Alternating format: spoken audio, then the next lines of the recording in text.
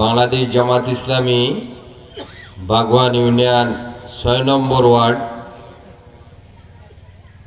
এই ওয়ার্ডের অধীনে আমার বাড়ি, বল্লভপুর এবং রতনপুর মিলে ওয়ার্ড। ধন্যবাদ জানাচ্ছি যে এই গ্রামের যুবকদের পক্ষ থেকে আয়োজিত আজকের এই কর্মী সমাবেশের সম্মানিত পরিচালক, সম্মানিত সভাপতি, উপজেলা ইউনিয়নের বিভিন্ন স্তরের দায়িত্বশীল বৃন্দ, আর সামনে বসা সংগ্রামী কাফেলার সাথী ভাইরা, আসসালামু আলাইকুম ওয়া রাহমাতুল্লাহি ওয়া বারাকাতুহু। আল্লাহ শুকরিয়া, রাসূল পাক সাল্লাল্লাহু আলাইহি ওয়াসাল্লামের প্রতি দরুদ এবং সাহাবা আজমাইনদের আত্মার মাগফিরাত কামনা করে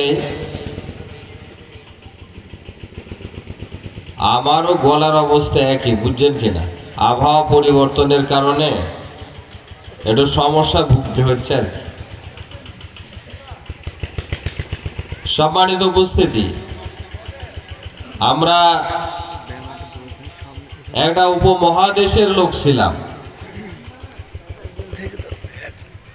47-এ আমাদের বিভক্ত হলো আমাদের নিজেদের অধিকারকে ফিরে পাওয়ার জন্য। 23টা বছর আমরা সে জায়গাতে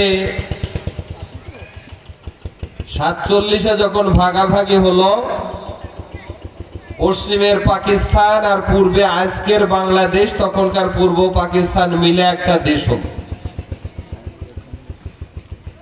23 বছরে আমরা আমাদের অধিকারকে ফিরে পাইনি। আমাদের অধিকারকে ফিরে পাওয়ার জন্য 52 সালের ভাষা আন্দোলন করতে হয়েছে। এই ভাষাতে কথা বলার জন্য, বাংলা ভাষাতে কথা বলার জন্য পর্যায়ক্রমে আস্তে আস্তে 71-এর স্বাধীনতা যুদ্ধ হয়েছে। আমরা ভাবলাম যে এখন খাজিনদারও আমাদের বাঙালি, রান্না বান্না করবে আমাদের বাঙালি, পরিবেশন করবে আমাদের বাঙালি, আশা করি যে আমাদের সুখের কোনো ঘাটতি হবে না। কিন্তু কালের পরিক্রমায় স্বাধীনতার এই 53 বছরে আমাদেরকে স্বাধীনতার সুখ খুব কষ্ট করে ভোগ করতে হয়েছে, বুঝছেন কিনা? স্বাধীনতার সুখটা কষ্ট করে ভোগ করতে হয়েছে। যেখানে আমাদের সৃষ্টিকর্তা, যেখানে মানুষ বেশি দিয়েছেন, সে জায়গাতে রিজিকও আল্লাহ বেশি দিয়েছেন। আমাদের ছোট্ট দেশে বাংলাদেশ জনসংখ্যার দিক থেকে অনেক বেশি। আল্লাহ যে উৎপাদন দিয়েছে তাতে থেকে আমরা ভালো মতো চলতে পারছি।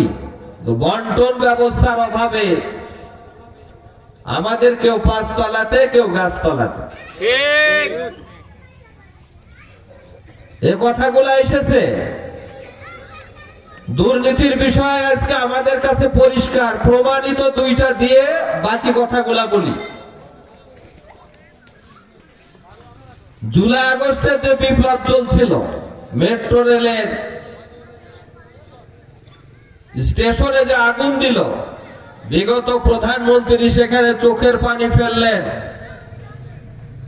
এবং বললেন আমাদের যা ক্ষতি হয়েছে হাতে গড়া জিনিসটা, এটা আবার ঠিক করতে আমাদের 1 বছর সময় লাগবে, 350 কোটি টাকা খরচ হবে।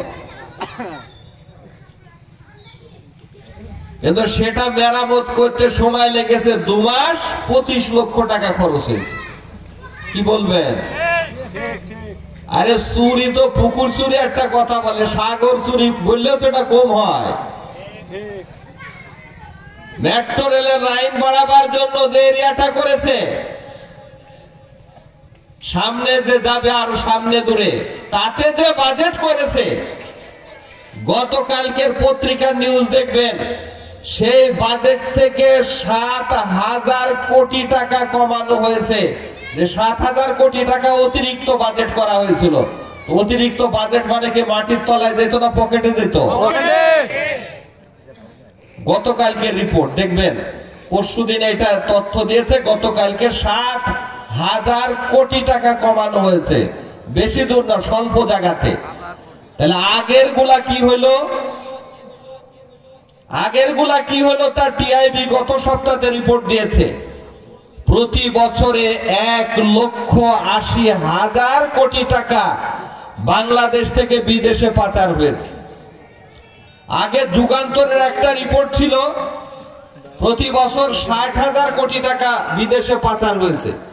কিন্তু টিআইবি যেটা ইন্টারন্যাশনাল গবেষণা করে, ইন্টারন্যাশনাল গবেষণার রেজাল্ট দিয়েছে যে প্রতি বছর ১,৮০,০০০ কোটি টাকা বিদেশে পাচার হয়েছে। এবার ওইটাকে আপনি ১৬ দিয়ে গুণ করেন যে কত হাজার কোটি টাকা বিদেশে গিয়েছে।